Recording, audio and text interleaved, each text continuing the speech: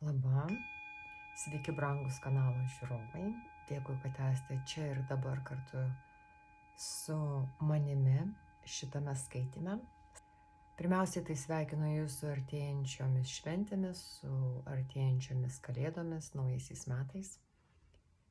Ir linkiu Jums geros nuotaikos, linkiu Jums nepasiduoti, linkiu Jums daug drąsos.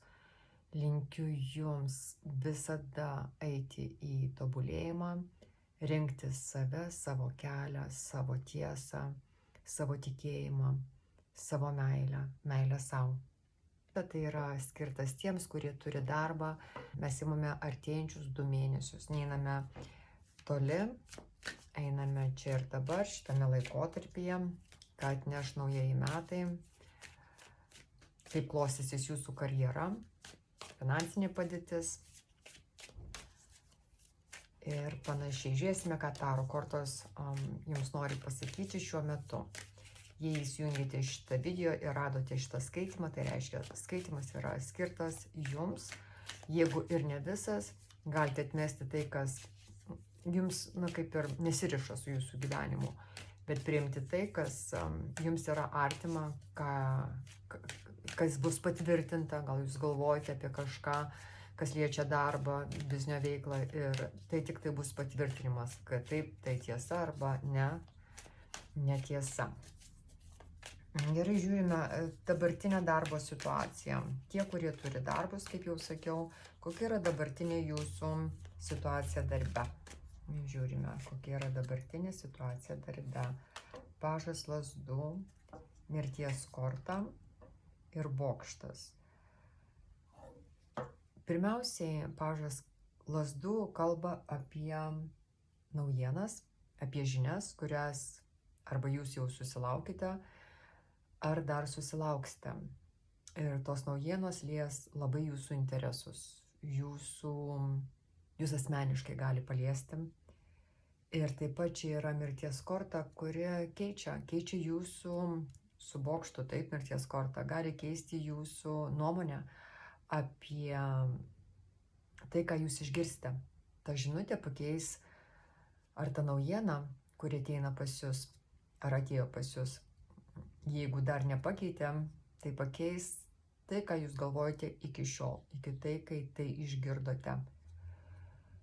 Taip pat pažas lazdų kalba apie jauną žmogų ir per jį ateina labai dideli pasikeitimai darbe ir jisai bus tas raktinis momentas. Arba tai, ką Jūs sugalvojate, kas buvo Jūsų noras, troškimas, arba Jūs gal kalbėjote, kad būtent taip darysite. Gali būti, kad keičiasi darbe situacija ir tai, ką Jūs sugalvojate, kaip sugriūna Jūsų planai. Kai kas iš Jūsų gali ir netekti darbo. Per ateinančius 2 mėnesius labai nemalonu tą sakyti, nebūtinai tai visiems tinka, bet kai kas iš Jūsų, jeigu jaučiate, kad ateina tokia situacija, tai gali būti, kad viltis sugriūna, svajonės sugriūna, nebūtinai neteksite darbo, bet gal kažkas laukiate paaukštinimo pareigose ar atlyginimo pakelimo, bet gali kalbėti apie tai. Nors čia daugiau kalba ne apie pinigus, bet apie svajonę, apie tai, ką galvojate, ką buvote suplanavusi, ko Jūs siekite. Gali situacija pasikeisti ir, nebus taip. Iš kitos pusės, visata nemėgsta tuščių vietų. Jeigu ta svajonė sugriauta, tai atsiranda naujos svajonės. Kažkas šiandien, visgi žvaigždė mes negalima ignoruoti, jinai yra labai teigiama korta, tai yra jūs pats, aš, taip, ir mano svajonė. Ir gali būti, kad po to, kai darbe kažkas pasikeičia, Jūs galite sakyti, pagaliau mano svajonė išsipildys, tą, kurią aš turėjau, kurią aš nešiausi širdyje. Gal kai kas norėjote, kad taip atsitiktų, gal nedrįstote išeiti iš darbo, gali būti ir taip. Nedrįsote, bet situacija pasikeičia ir paprasčiausiai Jūs priversta išeiti iš darbo. Žiūrime, kas čia per pasikeitimas. Gal taip truputį pažiūrime mirties kortą iš arčiau. Kas čia pasikeitimas? Pasaulis, išsilaisvinimas. Taip, kai kas iš jūsų iš tikrųjų išsilaisvina iš dabartinio darbo, iš dabartinės situacijos. Taip pat šitą kortą gali šnekėti apie komandiruotės, bet komandiruotės toli. Arba darbas, kuris susijęs su komandiruotėmis, kelionėmis per vandenyną, lėktuvu.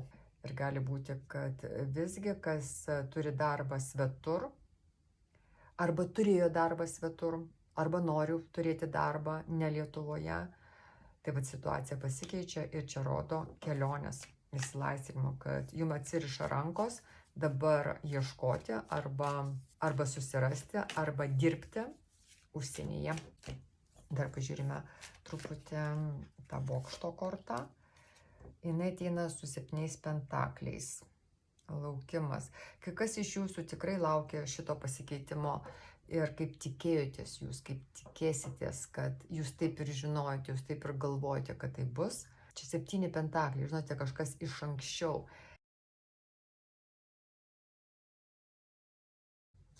Bet man jis ateina, supratau, gal pas jūs darbe yra kalnai, tokie kalneliai, kur vieną minutę jūs nugalėtojas, jūs gal liaupsina, giria, kitą minutę jau kažkas pasikeičia ir jūs jau kitoj pozicijoje. Kaip jau sakiau, tas žmogus jaunas, jisai gali būti žmogus, kuris pasiekė savo, į kurį krypsta visų akis, kuris yra dabar dėmesio centre ir jisai įneša kažkokias naujoves, kur darbe pasikeičia situacija.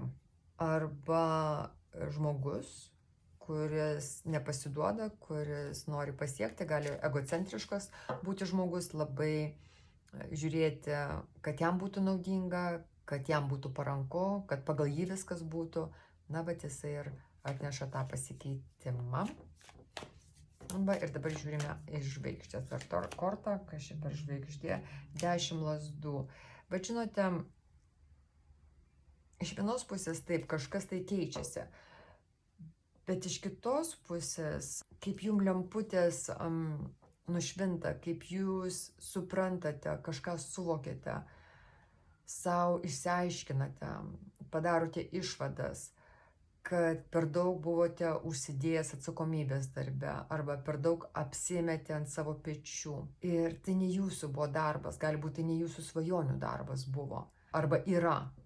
tą, kurį jūs dabar turite, kad tai ne jūsų, jums per sunku gali būti nešti šitas pareigas, čia kai kuriem iš jūsų. Iš kitos pusės gali būti pasikeitimas, kad jums užkrauna naują atsakomybę, arba jūs apsimate naują atsakomybę, naujas pareigas ar naujus darbus atlikti apsimate darbe. Ir tai yra kaip jūsų svajonė, jūs to norėjote. To norėjote, gali būti, kad čia sena pozicija jūsų sugriūna, ten, kur jūs buvote anksčiau. Ir tai vyksta staigiai, labai labai staigiai. O žiūrime jūsų finansus. Ką šitas darbas, kuriame jūs esate, ką jisai jums žada per šitus ateinančius 2 mėnesius.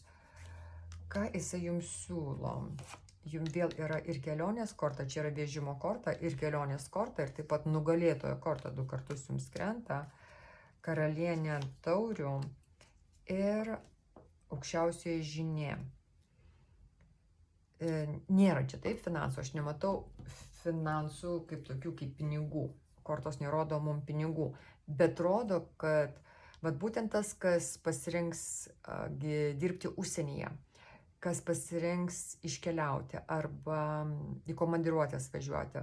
Tai atrodo pelningus sandėrius, nes vežimas nejuda, kol jis nemato, netgi jeigu kalbant apie finansus, kol jis neužuodžia pinigų, kol jis nemato, kad jam kris pinigai į kišenę, kol jis nemato gero sandėrio, nes vežimas yra irgi nugalėtojo korta, pergalės korta, kur jūs važiuojate dėl to, kad ten yra geras pasiūlymas, kad ten yra geri pinigai.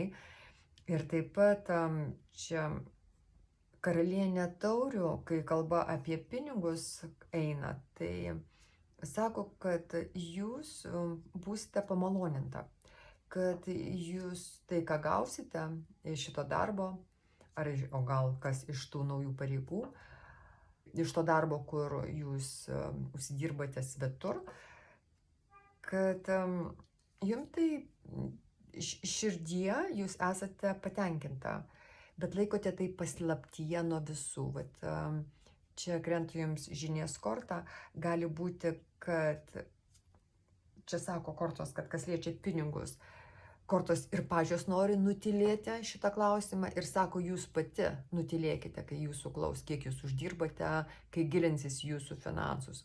Tai sako, patilėkite, pasilaikykite tai savo, nesakykite to. Čia yra paslapties korta, laikykite tai paslaptyje. Taip pat iš kitos pusės gali būti, kas liečia jūsų finansus. Didelę reikšmę turės dvi moteris. Viena gali būti gimusi po vandens ženklų, tai yra vėžys, skorpionas arba žuvis. Bet nebūtinai, tai gali būti jausminga moteris, labai moteriška moteris, o kita paslaptinga moteris, labai uždara moteris, šalta moteris. Arba viena iš tų moterų esate jūs pati. Ir laimite dėl to, kad arba jūs bendradarbiaujate su kita moterimi, arba bendradarbiausite su dviem moterimis, kurios jums padės užsidirbti pinigus, kurios prisidės prie jūsų finansų. Dabar žiūrime patarimą. Koks būtų patarimas? 2 kortos iš karto eina. 3 lazdos, karalius pentaklių ir fortūnos korta. Vėlgi čia ratas, kelionė. 3 lazdos, planavimas keliauti arba laukimas. Ir pentaklis karalių. Patarimas yra, kad tie, kurie planuos pakeisti kažką tai, pakeisti savo likimą, pakeisti darbą, tai čia reikalauja didelio skrupulingumo, labai praktiškumo didelio, apgalvojimo. Pirmiausiai, čia sako, sukaupkite kapitalą, neišeikite plikas basas iš esamojo darbo, nepabėkite, nekeiskite nieko, kol jūs nesate suplanavusi tolimesnių žingsnių, kol jūs aiškiai nematote, ką jūs toliau darysite, kaip jūs toliau užsidirbsite, arba bent jau turėti kažkokią kapitalas iš šalies santaupas, kurios jums padės. Padės, kas nori keisti darbą ar pakeisti darbo sferą, darbo kryptį, tai pirmiausiai atsiremkite į save. Karalius pentaklių, jis atsiremia tik tai į save. Jis turi užtektinai lėšų, pinigų, sankaupų, kad išgyventi pačiam, kad nereikėtų prašyti pagalbos. Jūs turite labai gerai susiplanuoti. Taip pat sako kai kuriems, kad yra žmogus, labai stabilus žmogus, ir kuris gali pakeisti likimą, kuris gali pakeisti jūsų biznio veiklą. Gal jūs planuojate susitikti su tokiu žmogumi, ar tas žmogus jau kaip ir yra, man rodo, konkretus žmogus.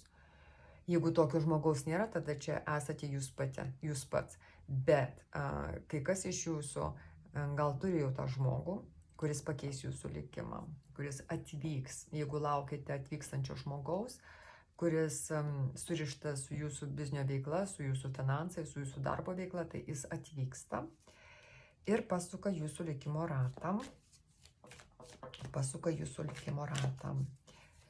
Jūsų ciklas darbe sukasi, kažkas tai keičiasi, nes yra kelios kortos, kurios būtent tenais rodo mums, kad keisis, nebus taip kaip anksčiau. Darbe arba jūsų pareigos keisis, arba jūs daugiau darbo prisiimate, arba jūs pradedate į komandiruotės važiuoti, arba jūs užsidirbate svetur. Bet keičiasi, labai daug judėjimo šitame skaitime. Kortos rodo judėjimą, ratus, važiavimą, keliones, planavimą, laukimą. Ir taip pat rodo asmenis, kurie yra susiję su jūsų darbo veikla, su jūsų biznio veikla, ir jie taip pat yra aktyvūs dalyviai. Jie labai aktyvūs dalyviai.